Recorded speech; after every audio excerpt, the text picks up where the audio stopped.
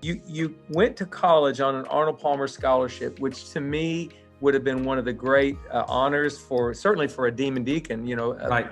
Wake Forest player, but just for any college player, that would be a great honor. It was. I was stunned when I got the offer. And I remember, Mike, I narrowed it down to a couple places. I didn't want to go too far from my dad and my mom, and also my swing coach, Ted. I want to be able to drive home for a lesson from Ted. And my dad was a huge influencer in my game. Not really a swing coach, but just kind of a mental life coach for me. All those intangible lessons I learned from my dad, I feel like. But the final decision to me came down to, I want to play for a guy that, one, I'm going to enjoy my college experience as a golfer, but two, I do want to play this game professionally. And I want to play for a guy that I think will help me develop into the next level type player that I need to be.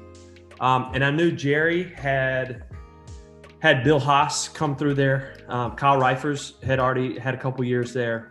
And Jerry played professionally in Europe and, on the PGA Tour. So he and I hit it off. And man, I didn't know what was coming, but he helped me so much with how to play the game, how to think about strategy, how to, think through playing a certain hole.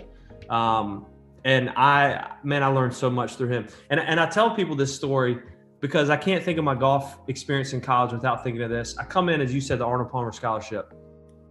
I leave senior year as the #1 ranked junior player in the country. So there's all this expectation of me when I come to college. Well, I had an okay first year, not a great second year.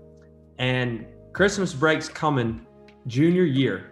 And right before I go home, Coach Haas calls me to his office. He knows I'm frustrated. I haven't won a college tournament yet. And we start talking. I'm basically in tears because I told him, I said, hey, you gave me the Arnold Palmer. I feel like I'm letting you down. I feel like I'm letting the school down. I haven't won a golf tournament. I haven't performed. It's been 2.5 years. And he said, hey, let me ask you something. When you came here in August of 2004, from then to now, do you think you're a better player? And I kind of thought about it, and I said, you know what? I'm definitely a better player. Like I can hit shots I couldn't hit then. My short game's better. I feel like I'm thinking my way around golf courses better. I'm just not getting results. And he said, well, you got to remember something. In this game, if you are improving, that's the only thing that matters. Results will come. And man, I left that meeting, Mike, feeling I exhaled. I felt this pressure leave me.